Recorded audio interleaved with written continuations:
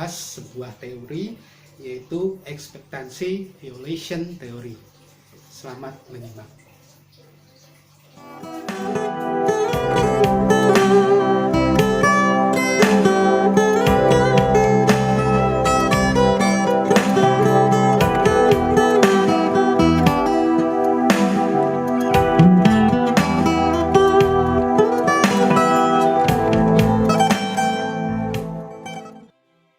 Ada beberapa konsep dalam teori ini. Yang pertama adalah ekspektasi, yaitu pengetahuan atau kesadaran mengenai komunikasi verbal dan nonverbal dari orang lain atau lawan komunikasi kita.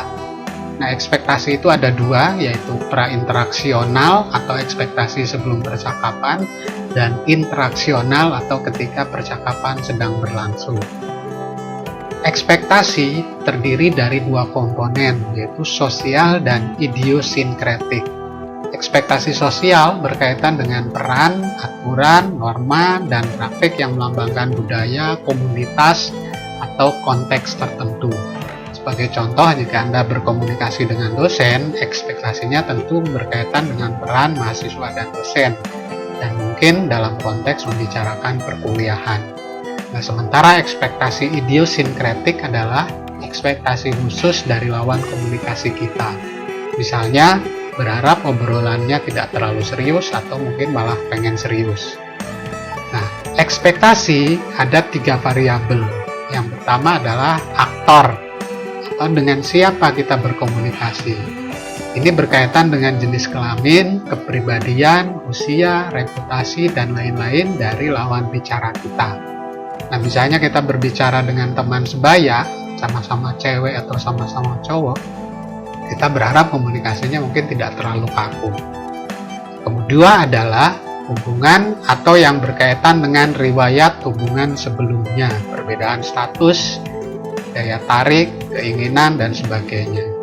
Misalnya, jika kita sudah berteman lama dengan lawan komunikasi kita, tentu kita berharap komunikasinya lebih akrab.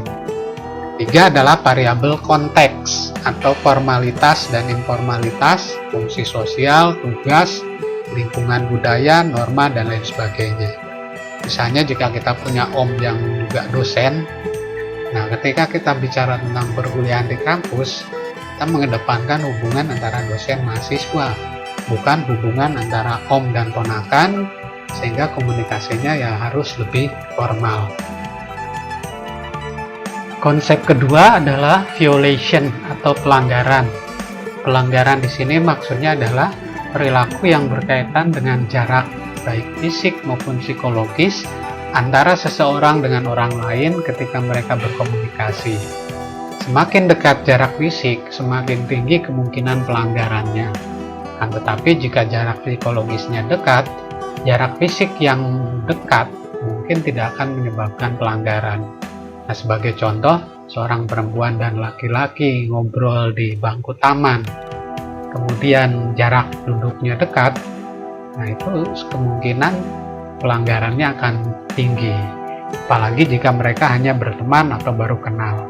Lain halnya jika mereka bersahabat atau mungkin berpacaran. Berkaitan dengan jarak fisik ini, Jude Burgon menggunakan konsep proxemic zones dari Edward Hall yang membagi jarak proxemic dalam 4 kategori. Yang pertama adalah intimate zones atau jarak intim, yakni antara 0 sampai 50 cm. Nah, dalam jarak ini pelanggaran mungkin tidak akan terjadi jika dua orang yang berkomunikasi itu memiliki kedekatan psikologis. Misalnya ibu anak, suami istri, orang pacaran, dan lain sebagainya. Kedua adalah personal distance atau jarak pribadi, yakni sekitar 50 sampai 120 cm. Dalam pertemanan, jarak ini kemungkinan tidak akan terjadi pelanggaran. Nah, ketiga adalah social distance atau jarak sosial dengan rentang antara 1,2 sampai 3,6 meter. Nah, resepsionis di kantor biasanya berada dalam jarak ini. Jika tamu terlalu dekat, resepsionisnya mungkin akan merasa tidak nyaman. Dan keempat adalah public space atau jarak publik. dengan rentang lebih dari 3,6 meter. Contohnya adalah guru ketika mengajar. Nah, jika gurunya terlalu dekat atau mendekati muridnya, mungkin muridnya akan merasa tidak nyaman. Dalam teori ini juga dikenal beberapa fitur. Yang pertama adalah arousal atau gairah, yakni peningkatan minat atau perhatian ketika terjadi penyimpangan atau pelanggaran. Di sini ada yang disebut dengan arousal value atau nilai gairah, yaitu besaran antara sikap atau mental alertness dengan respons atau orienting response. Misalnya, jika kita bertemu dengan orang yang baru untuk sebuah urusan, kita biasanya memiliki ekspektasi tertentu pada orang ini, membayangkan dia ramah, kaku, galak, atau sebagainya. Ketika mulai bicara, dia ternyata memiliki pengetahuan yang luas. Nah, di situ bisa muncul cognitive arousal atau gairah kognitif, sehingga kita tertarik dengan dia untuk mengobrol lebih lanjut. Atau bisa jadi yang muncul adalah physical arousal atau gairah fisik. Kita tertarik ngobrol lebih lanjut itu karena daya tarik fisik, misalnya karena suaranya enak didengar atau cantik, ganteng, dan bukan karena isi obrolannya. Fitur kedua adalah threat threshold atau batas ancaman. Selain gairah, bisa juga muncul ancaman, yakni jika ekspektasi negatif dari orang lain atau orang yang kita ajak berkomunikasi. Misalnya mungkin fisiknya tidak menarik atau obrolannya tidak menarik, sehingga kita menentukan batas ancamannya. Mungkin bisa dengan menjauh secara fisik atau mengakhiri percakapan. Fitur ketiga adalah violation valence atau nilai pelanggaran. Artinya, jika kita akan menilai seberapa besar pelanggaran yang dilakukan lawan komunikasi kita berdasarkan nilai atau norma sosial tertentu. Misalnya, jika dosen laki-laki mendekati mahasiswi di dalam sebuah perkuliahan, mahasiswi itu akan menilai apakah itu sebagai sebuah pelanggaran karena dia merasa tidak nyaman, atau menilainya sebagai sesuatu yang positif, sebagai upaya dosen itu menunjukkan keakraban. Nah, fitur keempat adalah communicator reward valence atau nilai imbalan komunikator. Artinya, besaran nilai yang didapat dari komunikasi yang berlangsung. Misalnya, kita mungkin tidak nyaman berkomunikasi dengan seseorang karena fisiknya, tapi kita tetap melanjutkan obrolannya karena tertarik dengan apa yang dibicarakannya. Dari penjelasan di atas, kita akan melihat 3 asumsi dalam teori ini. Pertama, ekspektasi mendorong interaksi manusia.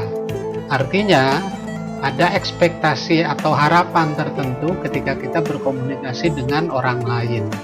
Atau ketika kita berkomunikasi dengan seseorang, pasti kita mengharapkan sesuatu dari orang itu. Contoh sederhana saja, ketika kita tersenyum atau menyapa seseorang, harapan kita paling tidak ya senyum atau sapaan kita itu dibalas. Atau ketika kita menjawab pertanyaan dari orang yang tidak dikenal, setidaknya kita berharap tidak dicap sebagai orang yang sombong. Kedua, harapan untuk perilaku manusia dipelajari. Artinya, orang mempelajari ekspektasi pada orang lain secara budaya maupun secara individual. Misalnya, kalau ada cowok ngobrol dengan perempuan yang berjilbab, kan tidak mungkin dia akan menanggapi obrolannya dengan tertawa ngakak, walaupun omongan cowok itu lucu. Kemudian yang ketiga, orang membuat prediksi tentang perilaku nonverbal.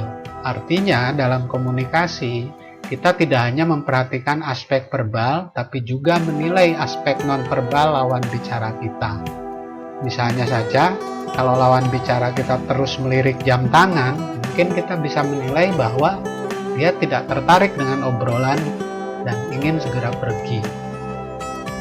Dari penjelasan di atas, kita bisa simpulkan bahwa teori ini menyatakan bahwa dalam setiap komunikasi, orang memiliki ekspektasi atau harapan tertentu dan juga menilai seberapa besar pelanggaran terhadap harapan itu sebelum, selama, dan sesudah komunikasi itu berlangsung.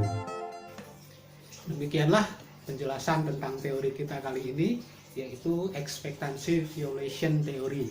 Semoga bermanfaat. Sampai jumpa pada teori-teori berikutnya. Salam.